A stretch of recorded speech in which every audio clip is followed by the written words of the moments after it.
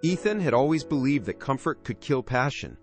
After 8 years of marriage, he found himself slowly sinking into a life that felt more like routine than romance. He and his wife, Claire, shared the same roof, the same meals, even the same Netflix shows. But lately, it all felt hollow. There were no more late-night talks, no spontaneous road trips, no spark. Just silence that spoke louder than words ever could. Across the street lived Melissa, their neighbor, recently divorced, energetic, full of life, and always smiling. She was everything Claire wasn't anymore, at least that's what Ethan told himself when he started noticing her. She'd wave from her porch every morning, sometimes call out compliments about his car or the flowers he planted. It was harmless at first. Small talk, friendly jokes, the kind of neighborly banter no one would think twice about. But harmless things have a way of growing when loneliness waters them.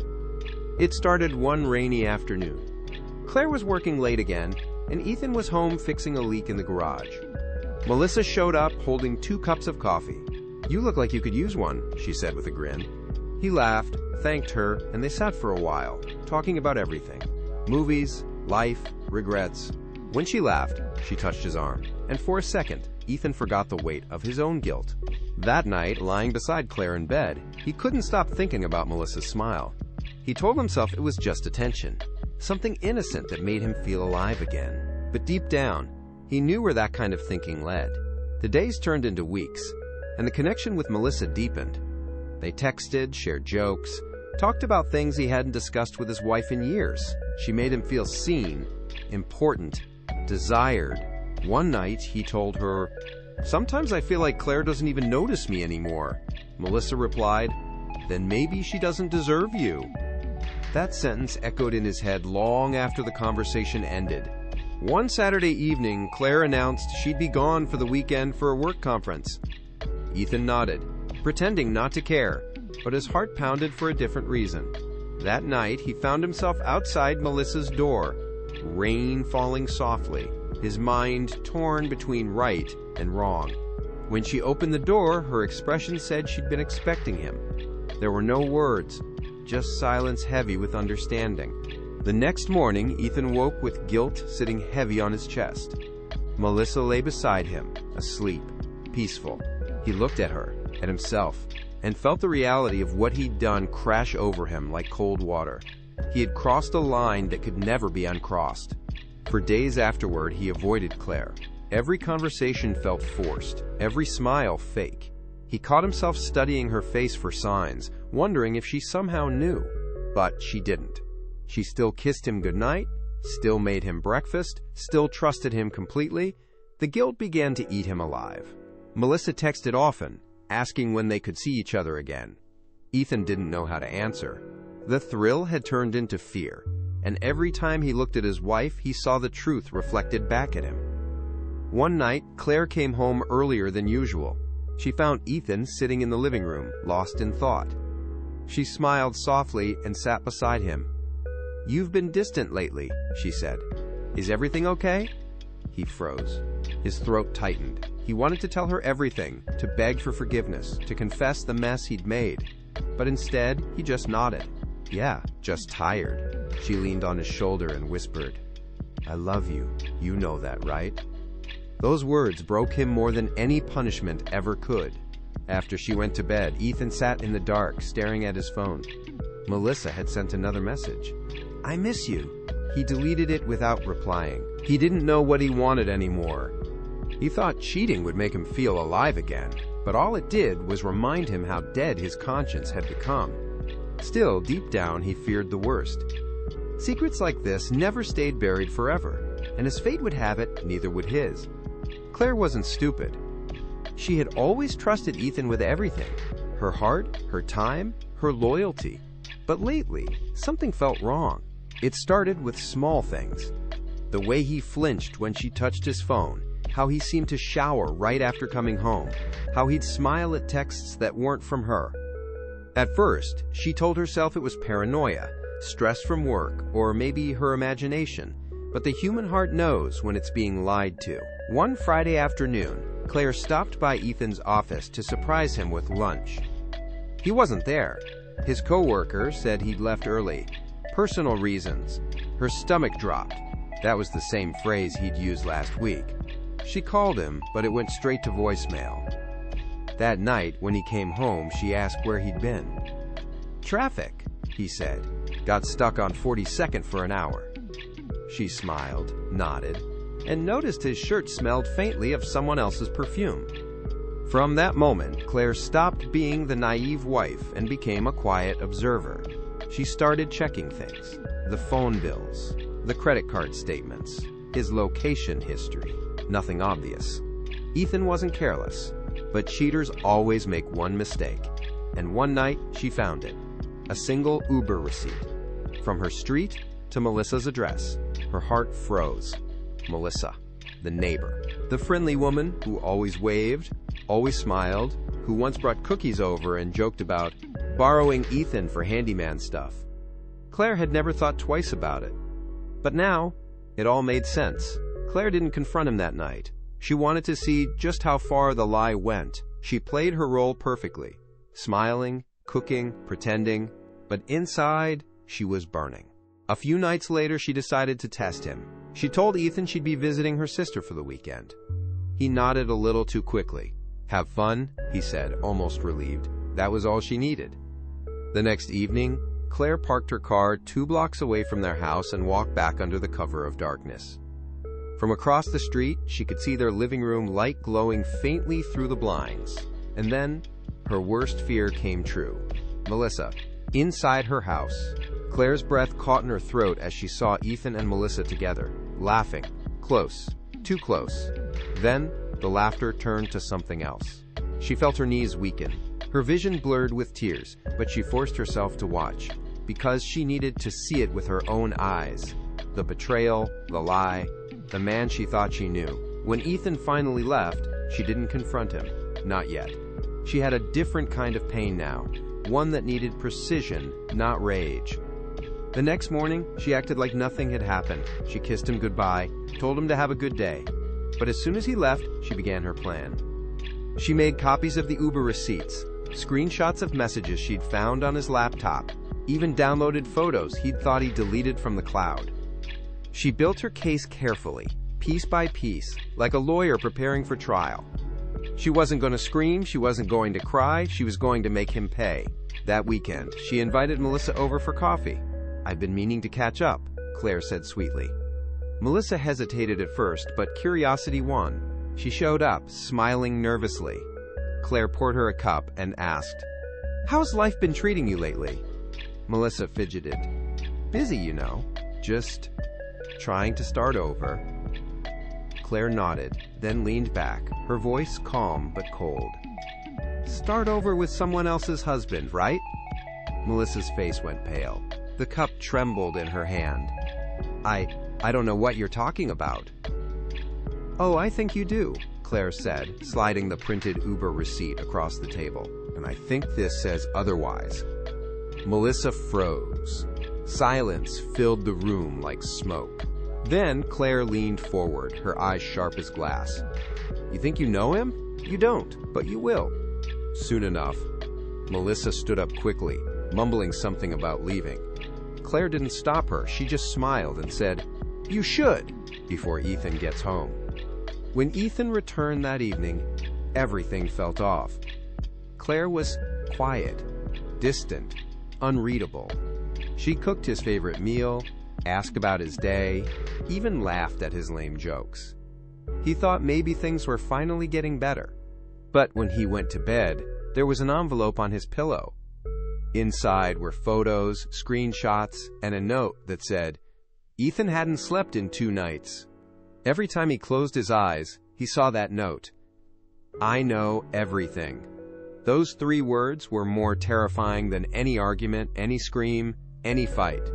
Because silence meant control. And Claire, she was silent. She didn't confront him, didn't yell, didn't pack her things. She just acted normal, too normal. The next morning, she made breakfast like nothing was wrong. Eggs, bacon, coffee. She kissed him on the cheek before he left for work, just like always. But her eyes were cold, like glass. At work, Ethan tried to focus, but his phone kept buzzing with anxiety. Did she tell anyone? Did she talk to Melissa? What if she had proof? What if she sent it to his boss? He couldn't eat, couldn't think, couldn't breathe. Meanwhile, Claire wasn't wasting a second. She had learned something about betrayal. It's not just about pain, it's about power. And right now, she held all of it. She knew Ethan's weak spots, his reputation, his job, his pride. He worked in finance, where image meant everything. A scandal could destroy him overnight. So she started small. She changed the locks on their home office. When Ethan asked why, she just smiled. "Cleaning up," she said. "You know how clutter stresses me out." But that clutter was Ethan's files. Business records, photos, private messages. Claire had gone through every inch of his digital life. She knew the passwords, she knew the secrets. She had also installed a small camera near the hallway mirror, one he'd never notice. It wasn't for proof anymore, it was for timing. That evening, Melissa showed up unannounced. Her eyes were red, she looked panicked. "Claire," she started, "I think we need to talk." Claire tilted her head, pretending to be polite. "Oh, Melissa, now's not really a good time." "Please," Melissa begged. "I didn't mean for this to happen. Ethan told me he was unhappy. I thought..." "You thought wrong," Claire interrupted sharply. "And you thought I'd never find out. That's the part that really hurts." Melissa's lip trembled. "I'm sorry, I'll leave him alone. I promise." Claire stepped closer, lowering her voice. "You already did enough damage. But don't worry, I'm not going to ruin your life." She smiled faintly. "He'll do that himself." Melissa left, shaken. Claire locked the door behind her and turned on the camera. She needed that footage for what came next. That night, Ethan came home late again, but this time, she didn't pretend to sleep. He walked into the kitchen, tense and quiet. "Claire," he said softly, "can we talk?" "Sure," she said, sipping wine. "About what? Work? The neighbor you've been screwing? Or the Uber rides you didn't think I'd find?" His face went pale. "Claire, it's not what you think." "Oh," she said, laughing bitterly. "So you didn't cheat? Or you just didn't mean to?" He reached for her hand, but she pulled away. "I made a mistake," he whispered. "I didn't love her. It was stupid." Claire stood up slowly, setting down her glass. "You didn't love her," she said. "You didn't love me either." She walked to the drawer, took out an envelope, and slid it across the table. "That's everything I know. Every receipt, every message, every lie." He opened it, and his heart stopped. There were pictures of him and Melissa outside a hotel, screenshots from his phone, even a photo of the note he'd left on Melissa's doorstep. He looked up, shaking. "Claire, what are you going to do?" She leaned in close, whispering, "I'm going to let you destroy yourself, piece by piece." The next day, Ethan's nightmare began. At work, whispers spread. Someone had leaked photos of him and Melissa to his company's group chat. The images weren't graphic, but they were enough. HR called him in. He denied everything, but the evidence was overwhelming. He was suspended, pending investigation. When he got home, Claire was in the living room, calm as ever, watching TV. "Rough day?" she asked, smirking. "You did this," he said, his voice breaking. She shrugged. "Actions have consequences, Ethan. You taught me that." He slammed his fist on the table. "You're ruining my life!" She turned off the TV, stood up, and looked him straight in the eye. "No," she said quietly. "You did that. I'm just making sure you remember it." Then she walked past him, slow, deliberate, and whispered, "By the time I'm done, you'll wish I had just left." That night, Ethan sat alone in the dark, staring at the pieces of his life falling apart. His job, his marriage, his reputation. And across the hall, Claire was already planning the next move. She wasn't done yet. Not even close. Next, she'd take the one thing he still had left, his pride. And she'd do it in a way he'd never forget. By the end of that week, Ethan's world was collapsing faster than he could process. His suspension from work became indefinite. HR said, pending further review, But he knew what that meant. They were just waiting for legal to finalize his termination papers. He stopped shaving. Stopped checking his phone. Stopped pretending to be okay. Claire, on the other hand, seemed to glow. Not out of joy, but out of power. It was like she'd been living under his shadow for years, and now that the sun had shifted, she finally stood in the light. She wasn't shouting. She wasn't crying. She was calm. Too calm. Every morning she brewed her coffee, sat at the kitchen counter, and watched Ethan spiral. On Friday morning, as he stared blankly at the wall, she slid a manila folder across the table. "You might want to read this before the neighbors do," she said. He opened it, and his blood turned to ice. Inside were printouts of an anonymous Reddit post. Title: "My neighbor's husband had an affair with me." There were no names, but the details. The cul-de-sac, the garden, the car, the company he worked for were unmistakable. Everyone in their neighborhood could connect the dots.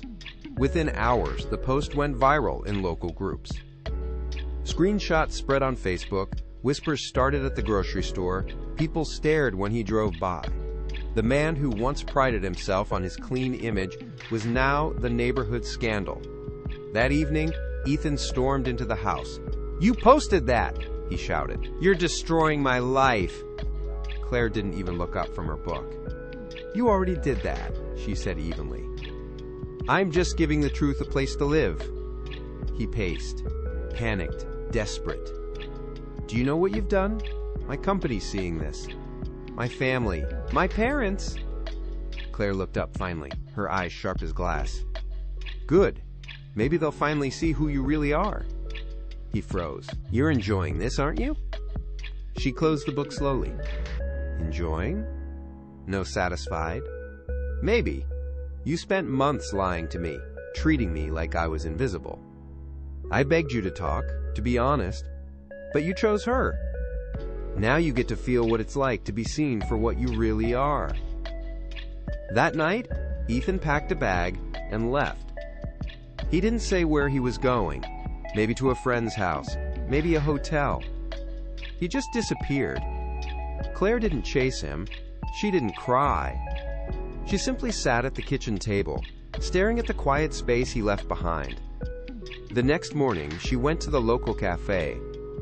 She hadn't been there in weeks, and as she walked in, the chatter around her dimmed. People knew. They didn't say it, but she saw it in their eyes. But instead of shame, she felt something else. Control. Later that afternoon, a letter came in the mail addressed to both of them. It was from Ethan's boss. Official termination notice.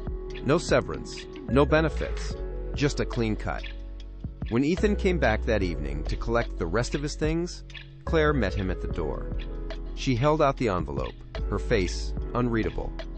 He took it silently, then looked at her, really looked at her, for the first time in months. "I never thought you could do this to me," he said. Her voice was soft, almost sad. "I never thought you could do it to me either. But here we are." He exhaled, defeated. "I have nothing left." Claire crossed her arms. "You have guilt. That's a start." He shook his head. "You've ruined me."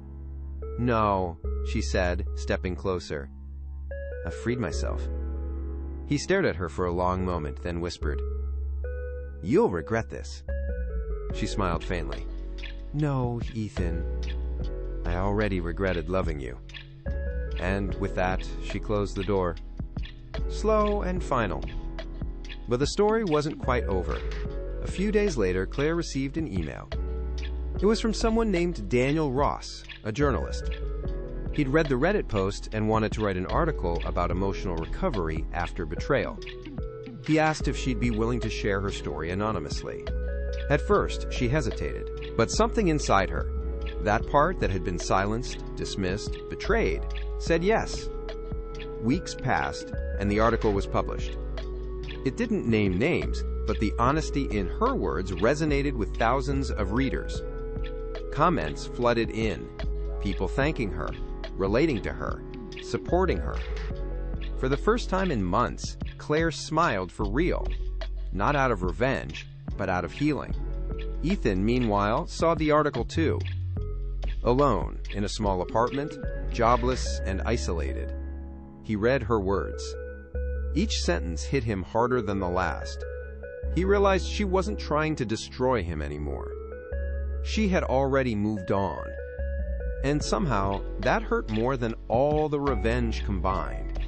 Because while he was trapped in the wreckage of his own choices, she had built a new life out of the ashes. And that was her final revenge. Months had passed since everything fell apart.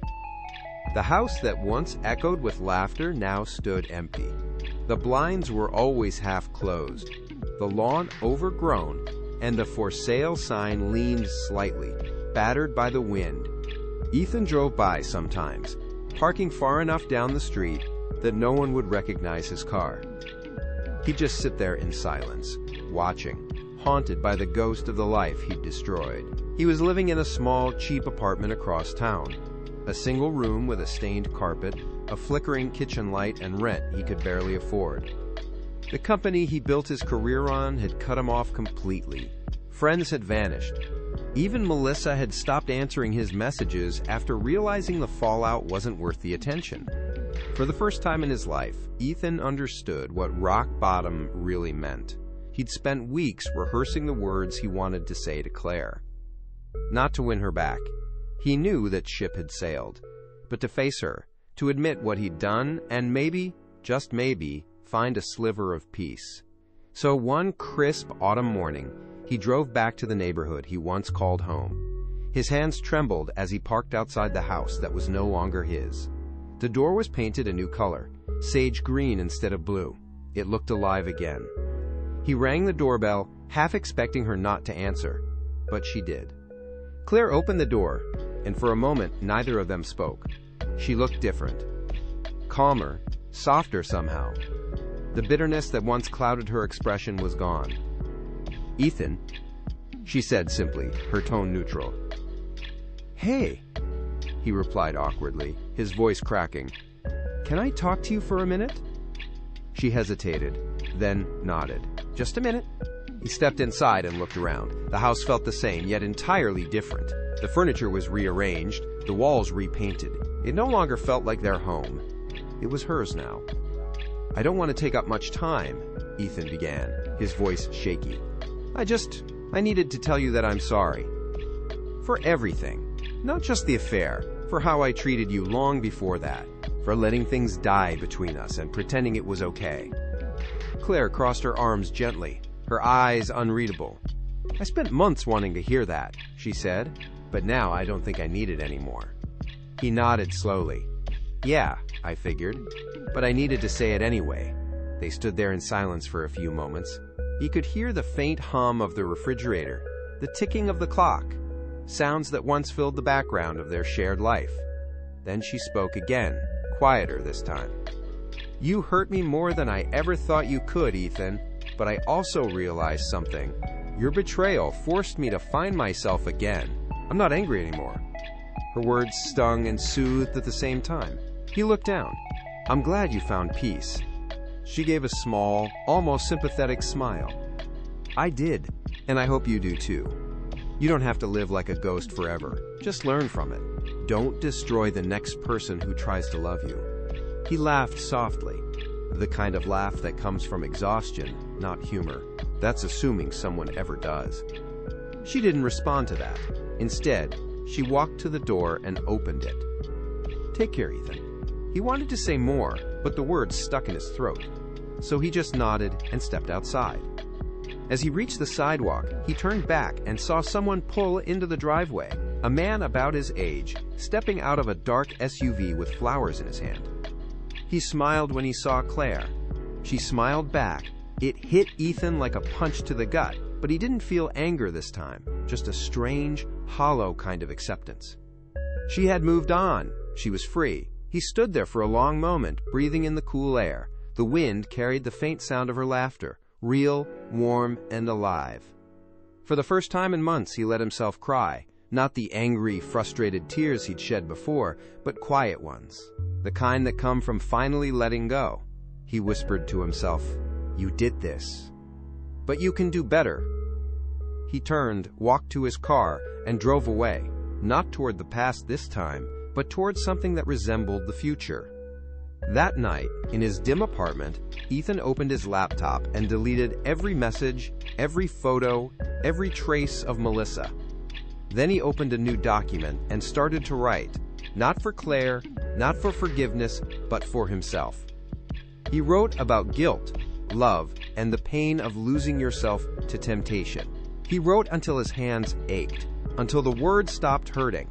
Months later, the story got published anonymously online, titled, "How I Destroyed My Marriage and Found My Humanity." It didn't go viral. It didn't make him famous. But one comment stood out. Someone had written, "I was going to cheat. I read this. I changed my mind. Thank you." Ethan stared at the screen for a long time, then smiled faintly. For the first time in years, he felt like maybe, just maybe, he was becoming the man he should have been all along. The story of betrayal had finally found its ending, not in revenge, not in redemption, but in the quiet realization that pain doesn't end you, it rebuilds you. And this time, Ethan was ready to start over.